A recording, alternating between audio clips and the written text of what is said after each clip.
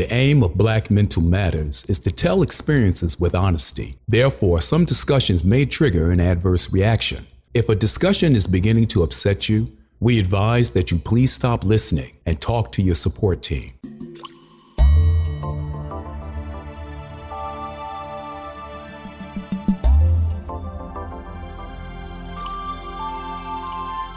It's Vince the Voice Bailey, and this is Black Mental Matters, where myself, along with Makeba Reed Johnson and the entire team, we work to eradicate that stigma as it relates to mental health in the Black community. And me personally, man, I just love all kinds of people. I have had the blessings, the fortune to be able to interact with all types. And so I'm just, concerned with, of course, my Black community, but also how others deal with mental health in their communities. And we had a young man to reach out to us, originally from Cuba, now living down in Florida, Latino brother, Joaquin Martinez. And we just want to discuss with him. He's a licensed social worker, specialized in marriage counseling, dealing with the Latino community. And we want to experience that and begin to build these cultural partnerships so that we can all come up together. Because, brown mental matters, yellow mental matters, red mental matters. And this, of course, is Black mental matters. If we can all bring it together, it all matters. You know what I'm saying?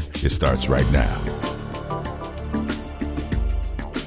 It's Black Mental Matters with Vince Bailey and Makeba Reed Johnson. How you doing, Makeba? I'm doing pretty good, Vince. How about yourself? I'm doing pretty good. I'm Patch Adams today. I got a little eye thing going on, but I don't want to scare people, so I said, but I'm doing fine. Everything, is everything. I just want to commend you again. I was listening to NPR this morning, and once again, the topic was, guess what? The active shooter thing that we talked about on the phone the other day, and That's right. Did a mini cast, and how it's been traumatizing the kids, and as we ascertained that they need to get some mental health professionals involved in that, right? Exactly. I think I was listening to the same radio show while I was on my way over here. I heard that same thing of parents, teachers, and students, saying that the actual active shooter drill was more traumatizing than it was helpful. Yeah, and Interesting. Seems like they're realizing it too, and so kudos on that. That's why Absolutely. we're Black Mental Matters. Right. And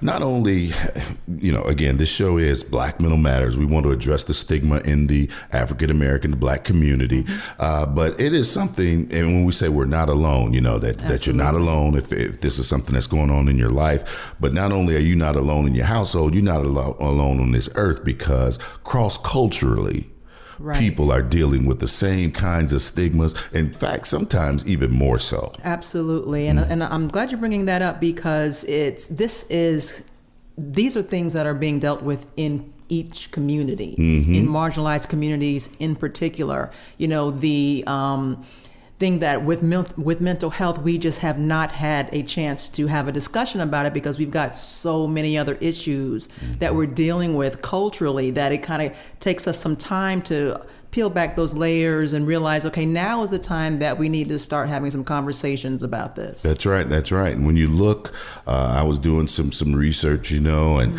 what was it? In the Asian American community, they did a big study. Only 12% of Asians would even mention that there were mental health, that they were having some mental health issues to a friend or a relative. 12% versus 25% of whites. Right. A meager 4% of Asians would even seek help from a psychiatrist or a specialist.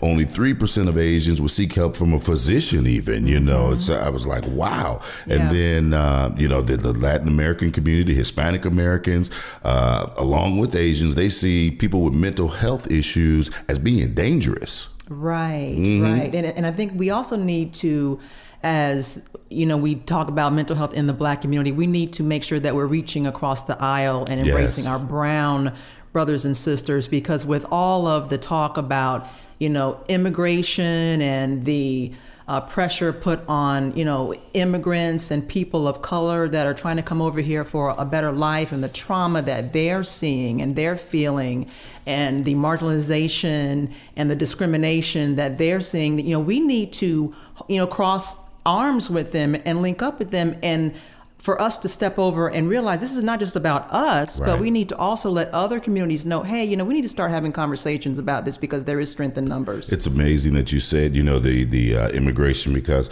people don't realize, that is a traumatic experience. Absolutely. Just like in the Black community where we, had to deal with the trauma of slavery and discrimination, Jim Crow and all that. But when you also talking about, maybe riding a boat all across the way here or in the Asian community, living in Cambodia where there's war going on and you're trying to escape. And then when they get here to America, some of the statistics show that, there's a euphoria when you first get here, but then America settles in and then you start getting some mental health issues like, oh my God, it ain't what I thought it was. Right. Yeah. There's the bursting of the bubble. Bursting of the bubble. Yeah. When we start to realize, a lot of people that are coming over here to seek a better life are, being made to feel like they don't belong here. Right. And that has an impact on young adults and children in particular. Right. Another big one is First Nations people, the Native Americans, our Indians here in America, the Native Americans in Canada, the Aborigines, where they also big trauma. And you can see if you've ever been to Cherokee, North Carolina, or some of the Indian reservations, a lot of mental health issues, a lot of substance abuse issues. Right. So this thing is not just, so here we go, Black folks. We're not alone in this thing. No, we're not. You know? Yeah. This is collective, and it's time for us to start having conversations across communities. I think the term I saw was cultural partnerships. Oh, I like that. Cultural partnerships, as opposed to, or in addition to, the cultural competence. Right. Cultural. I'm getting good at this. See. I've been hanging around you too long. You know what I'm saying? Been hanging around you too long. But what's also great, though, is that we have been getting correspondence from people, across the board. Right. White, Black, Asian, Hispanic, who have tuned in or listened and said, yeah, we're kind of going through this same kind of thing. And I think that's very, very powerful. Huh? I think it is too, for us to realize that the common thread is mental health. And so we have a surprise for everyone. We're going to take a small pause for the cause. We have one of our Latin brothers who has dedicated his life, and that's what we want. We want in our community, the Black community, young people to take on this challenge. He's accepted the challenge, and when we come back, Joaquin Martinez. Absolutely. I'm excited. Joaquin. All right. Stand by, everybody. It's Black Mental Matters. Cool.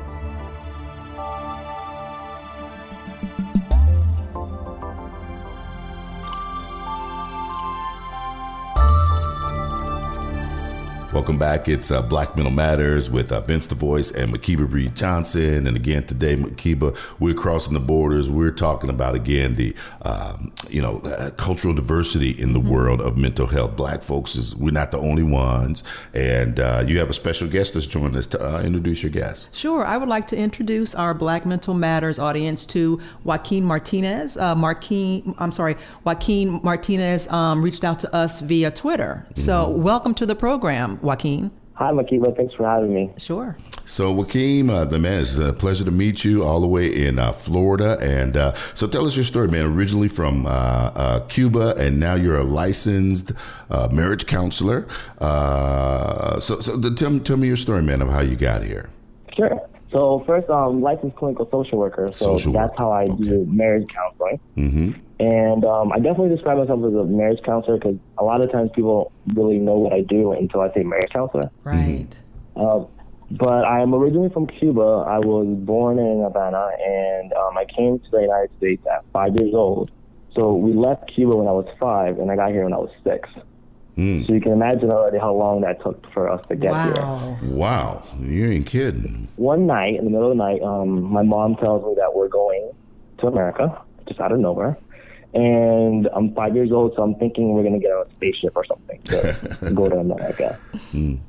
And my mom puts us on a boat in the middle of the night, my brother and a couple of other family members. It might have been like 17 of us in a very small boat. And we just, drift off into nothing, really, because that's what you see when you're out there in the ocean. Wow. And I remember throwing up a lot in that night. And I remember we got into a storm, and the next day we were intercepted by the U.S. Coast Guard. During that time, this was 1995, the U.S. Coast Guard was, roaming around the water searching for Cuban refugees. And they took us in, and we were then taken to Guantanamo for 6 to 8 months, something like that. After that. And Guantanamo, that's Guantanamo Bay, the place we hear about so much in the news. Correct. We were at a refugee camp there.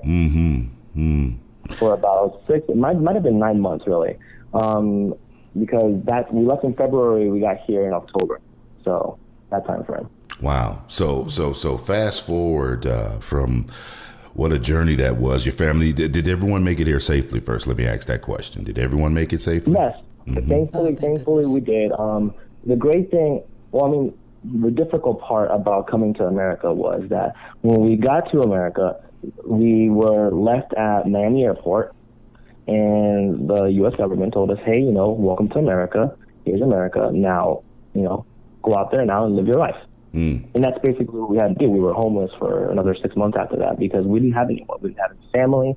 We didn't have any resources in the community. So we basically just were living off of whatever we could at that moment. Wow. And so would you say that experience as a child is what propelled you into being now a counselor for others, that what you went through, you wanted to help others as a result? So that definitely started it. But one thing that definitely kind of stuck out to my mind as I was growing older was our first Thanksgiving. For us, Thanksgiving is a very big deal. And the reason why is because our first Thanksgiving, so we're here in October. November's coming up, and I just started school. It's a 6-year-old now. And I'm explaining to my parents what Thanksgiving is about because we don't have Thanksgiving in Cuba. And I'm explaining to them what we're supposed to do, the feast that we're supposed to have. And my parents, of course, aren't telling me that we don't have the resources to have this feast for Thanksgiving. So, they don't want to tell me because at that point we're, using food stamps and we're, kind of using the little bit that we can to survive daily. And the amazing thing that happened was that a group of community members in our apartment got together and literally created our first Thanksgiving by giving us a cornucopia of food. Wow. That's beautiful. And that's how we had our first Thanksgiving. So to us, Thanksgiving is not about the pilgrims coming over and things like that. To us, it was about the people in our community helping us understand, sharing and being together. I love the way you said cornucopia. Yes. So that sounded like a lot of good food, man. Y'all just that's what's up. It was great. So that stuck to me. That stuck to me throughout my life, and I knew I wanted to help people. I knew I wanted to have an impact on people. I just didn't know how. Well, that's kind of how I ended up in counseling. I'm so glad that you did make this decision, and Makeba was so impressed with the work that you've been doing and things. And so, one of the questions that I have, and I think that a number of our audience would have for you, is there some things that are, say, unique to, because you're be considered a Latin American or Hispanic American? What is the correct nomenclature, I should say? I like Latin. I like Latino, or Latinx is a good name too. Now that a lot of Latino people are using Latinx, right?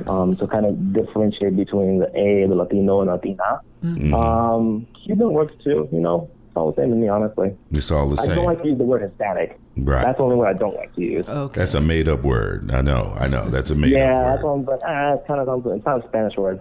Okay. So in the Latino community, just like in the Black community, there are some things that are kind of specific, or some things that are common. What would you say are some of the issues that are different, than, say, in the Black community for the Latino community as it relates to mental health, relationships, those kinds of things? I don't know, because I think a lot of it is very similar.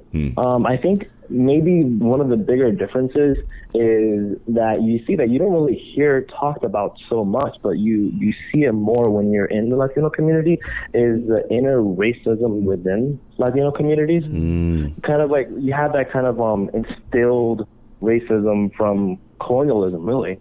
When you're thinking about, the lighter you are, the better the person is. Colorism. Yeah. So maybe that's a little bit more influenced, I would say. But everything else, I mean, you would see about the same, honestly, because you still see the same mental health disparities.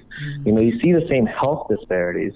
These are all things that are co-occurring. Right. I would say. Right. You know what, Joaquin, what I think is so interesting about the work that you do is when you're thinking about couples counseling and mental health and therapy, is that it is difficult enough to deal with your own stuff.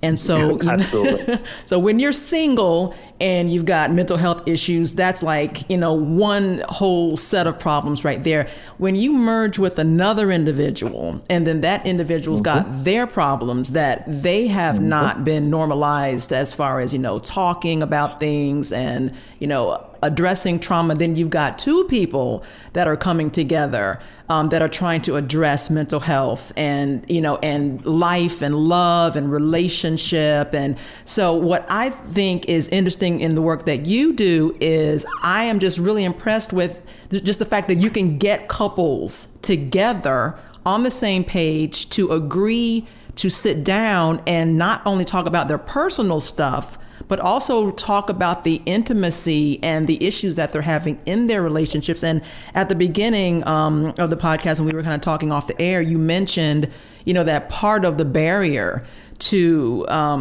couples seeking counseling is that they don't want people in their intimacy. They don't want people to know, or they don't want anyone, in their personal business, sex and, lack of sex or physical violence, even, these are things that are very, very personal. And these are things that people don't like to even admit to themselves sometimes that they have an issue with. So I just want to hear from you, how you are convincing couples, to not only make it to therapy, but to continue coming. Well, absolutely, Makeba. I think one of the things that I do is that I'm very real with all of my clients. I'm me. Yeah. And I tell that to my clients. I said, hey, I'm me. What you're going to get is you're going to get a lot of me. So I'm going to be real with you. I'm going to tell you what I think. I'm going to tell you what I feel. And I'm not always right. I'm not always right. What I am going to do is help you communicate with your significant other in the best way possible. Awesome. That's what I'm going to do. Because I find that a lot of couples, what they do is they often lack that understanding of each other or lack the ability to communicate with each other. No, wait. So I really have. Go ahead. No, I thought that was just a black problem. You see, that happens a lot, man. It's so incredible that I'm here just helping couples just understand each other in a better way and really get to know each other in a deeper, more meaningful way. So the way that I can connect with guys and tell them, hey, listen, I went through some very similar things, and I'll share parts of my life. I know a lot of counselors don't believe in sharing parts of their lives, but I think, that's just me being genuine about who I am. And I tell them, I went through something very similar.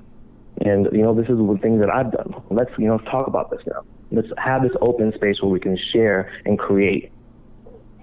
I actually love that approach, Joaquin. You're the first therapist that I've actually seen be very transparent with, their own background and their own history with things that went wrong or could have gone better in their own relationship. Because when you bring yourself to the table, it allows people to let their walls down. So thank you so much for that. Well, I think it's important that I think a lot of times in therapy, at least through mainstream media, therapy seems like the therapist is the person who knows it all. Right. The expert. You come to this person to get fixed, if you will. Right. But in my sessions, I tell people I'm just a normal person just like you. Joaquin, man, I am so excited about you, and you're a young man, and you're taking on this challenge, and we want to encourage, as part of our mission, we really want to encourage others in the Black community, young folks, to pursue a career in this. So when we come back, we're going to take a small pause for the cause, and I want you to help us out, man. Help us encourage some of our folks and so much more. So stay right there, everyone. This is Black Mental Matters.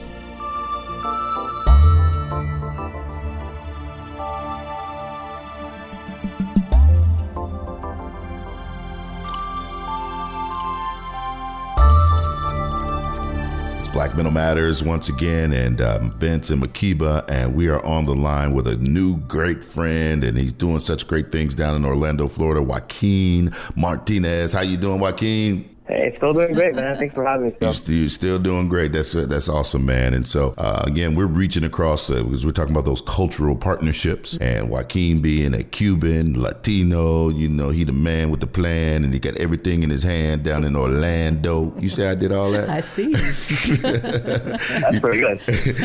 He told me earlier he had some Nigerian in him, and everything, Hey, man. Hey, well, I mean, and I'm not going to be, but I'm silly at the same time, Joaquin, but I'm serious, and I love me some Latin folks, man. I don't like your food, but but I love me some Latin folks, man. Got flavor and just do things, and of course, these days it's all about work ethic, and so there, people say what they want to say, and I will share this with you that when I first moved here to Georgia, I was really upset about them talking about folks who were at the Home Depot trying to get work. But I've seen men go from at the Home Depot standing around to get some work to starting their own business to having their own conglomeration going on. You know what I mean? Yep. That I like that Latin work ethic, man. So tell me about your clientele. I mean, is your clientele mainly people of color, or talk about that? So I target a lot of minorities because of the mental health disparities and because of the disparities in relationship counseling. So I target a lot of minorities. My clientele is pretty spread even. What I would say specifically with my Latino clients is a lot of times they feel more comfortable with me because, first of all, I'm Latino as well. Right. But second thing is I speak the language that they speak. Right. Which makes counseling for them intimate at a whole different level. So when we're in the middle of the session now, they want to speak English and now they want to code switch to Spanish, and I can understand exactly what they're saying. I'm right there with them without having to, kind of gag or ask for a translation or have them try to translate. So a lot of my Spanish-speaking clients feel very comfortable with me because of that aspect. That is awesome. That's awesome. I also noticed, Joaquin, that in your bio or on your Encite counseling website that you do counseling for, same-sex couples, non-binary couples, trans couples, non-gender conforming couples. And I really appreciate it. I noticed in your email that you sent me that you did give me your pronouns.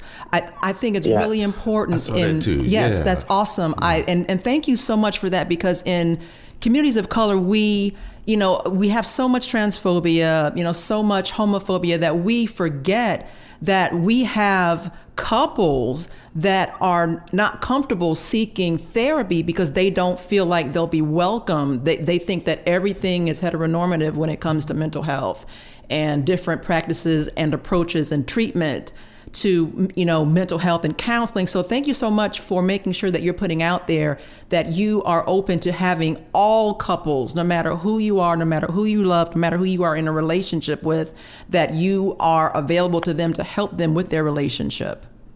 Well, I'll be honest with you. To be honest, I wish I didn't have to put that because it should be understood. Absolutely. But unfortunately, it isn't. I remember one of my couples, one of the same-sex couples, Latino couples, they reached out to me and they said, "Hey, do you accept, same-sex couples?" And I'm like, "Absolutely. What are you talking about?" Yes.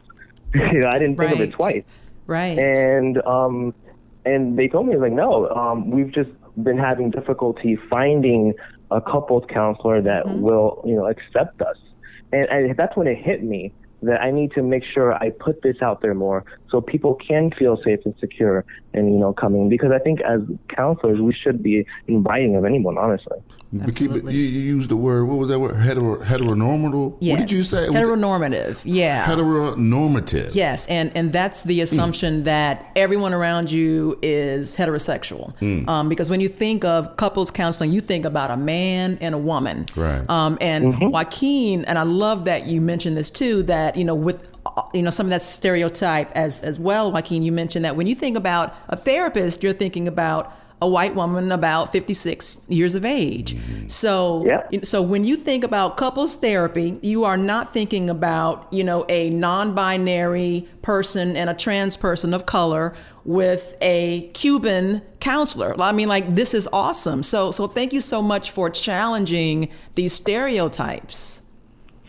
And I think it's really important, honestly. That's why even on my website, when I have a new website that just built up recently, it's incitecounseling.com.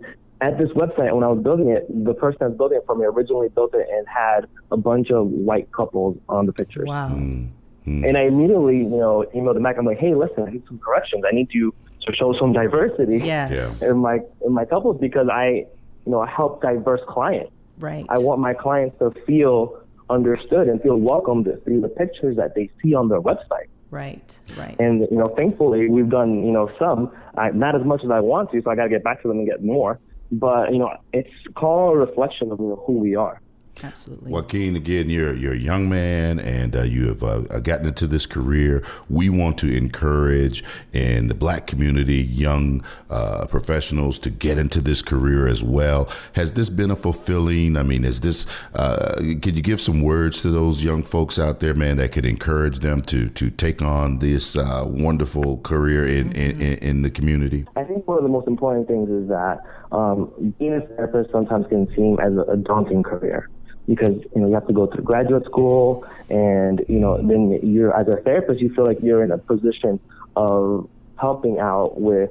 You feel like you're in a position that you're supposed to know it all. Basically, you're supposed to help and be all knowing. And the reality is, I talk to a lot of young therapists, and I tell them, hey, listen, you don't know it all. You're supposed to know it all, and talk to your clients about that. Have that open conversation.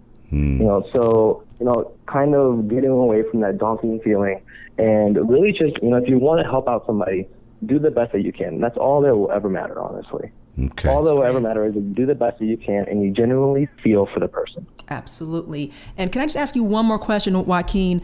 I'm always interested in how healers and therapists, what do you do for your own self-care? How do you come home after, 8-10 hours of hearing other people's problems and disconnect from that and take care of yourself without taking on everybody else's problems? Because that's one reason why some people don't want to get into counseling, is because they're, a lot of people are empaths and they feel like they can't turn that off once they've been given someone else's energy. So what do you do for your own self-care, and how do you balance all this? That's a great question. That's something that my wife and I have worked on for many years, because actually she's a therapist as well. Oh, wow. So you can already imagine that household. Oh, I love that. Yeah, but we work on that continuously. That's something that we continuously do. So as when we get home, work is done. If we need to process something, we'll help each other out, and we'll say, hey, listen, I need you to listen to me for a minute. Can you listen to me about this? And that way we can process and help each other out through it. But after that, that's it. We have multiple things going on. We got a baby on the way, so we got all those things to worry about. Congrats. So we make sure that we're constantly in the moment. Thank you. Wow. Well, I have a great wife too, but she's not a therapist, so I call Makeba, man. I ain't gonna lie to you. We cry together on the phone. Vince, you need to slow down. That's exactly what's needed sometimes. Right. Good. I'm glad you do that, Vince. Well, listen, Joaquin, we're running out of time, man, but could you go ahead and how can people contact you and all that good stuff, man? What's the 411 to get a hold of Joaquin Martinez? Yeah, sure. So you can find my information at Encite Counseling. That's ENCITE counseling.com. And I'm also on Twitter at real_J Martinez, because I'm the real J Martinez, of course. And you can find me on Instagram as well, Encite Counseling.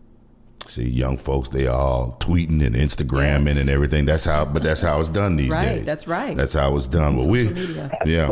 Well, thank you again so much, man. And we wish you the best of everything, best of success and continued success. And I'm sure this won't be the last time we'll be interacting. My brown brother. So brown, you trying to tell me brown mental matters too? Oh. We got black mental matters, brown. Don't you take that? I already. Brown mental matters, black mental matters. All of us matters, and we're gonna really push more on this cultural partnerships, Makeba. Who knows? What we're gonna have next. But as long as they're good folks like Joaquin, I think we got a bright future ahead. Absolutely. Thank you so much, Joaquin. We really appreciate you. Well, thank you for having me. It's been a pleasure. All right, man. I'm throwing up you a peace sign, and God bless, continued success, and we'll see everyone next time. Hope you enjoyed it. It's Black Mental Matters. Take care.